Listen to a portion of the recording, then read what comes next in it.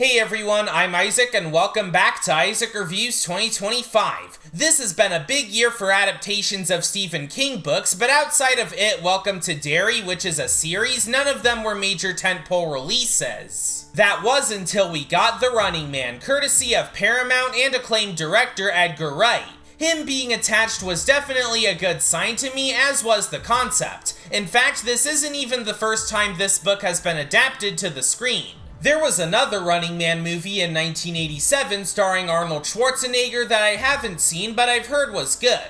There was also a movie released on Prime Video last year with a very similar premise titled Jackpot. It's not confirmed if Stephen King's novel was an inspiration for it, but I wouldn't be surprised if it was. Regardless, The Running Man is finally out to a very middling reception from critics and a rough opening at the box office. But in spite of those qualities, what did I think of the movie? Well, it's not among Edgar Wright's best, nor is it among some of the best Stephen King adaptations, but I'll admit that I had a fun time with it. It takes place in a dystopian future where big corporations rule over the 1% with an iron fist. A regular guy named Ben Richards is struggling to get by in this world, especially since his daughter is sick and he can't find a job. So, as a desperate last resort, he signs up for The Running Man, a dangerous game show where players have to survive for a month while a group of hunters try to kill them, and if they win, they get $1 billion. But little does Richards know just how insane this competition is gonna be.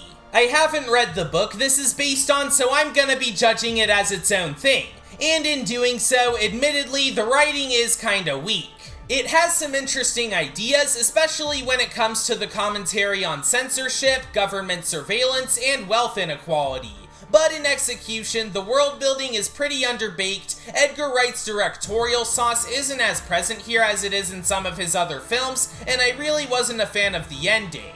That, and I feel like some of the side characters didn't get that much time in the spotlight. Although I thought the actors were all really good, especially Glenn Powell, and it was nice to see Michael Cera in another Edgar Wright film. I also really enjoyed the action in spite of the choppy editing. It's cool seeing all the different ways Ben uses his surroundings to his advantage to take out the hunters, with some solid stunt work and fight choreography to boot. On top of that, the production design does a great job showcasing this dystopian futuristic world, giving way for a perfect blend of practical and digital effects. I know it's not the best thing out there, but it's not trying to be the best thing out there. All The Running Man is trying to do is be an entertaining action flick, and while opinions may vary from person to person, I thought this was an entertaining watch. Were there things it could have done better, especially in the writing department? Absolutely. But there were still a lot of things I liked about it, especially the action, the set pieces, and the performances. It's nothing you'll need to be running to the theater to see as soon as possible, but it's worth checking out at least once if you're curious. It's also worth me giving it a 7 out of 10.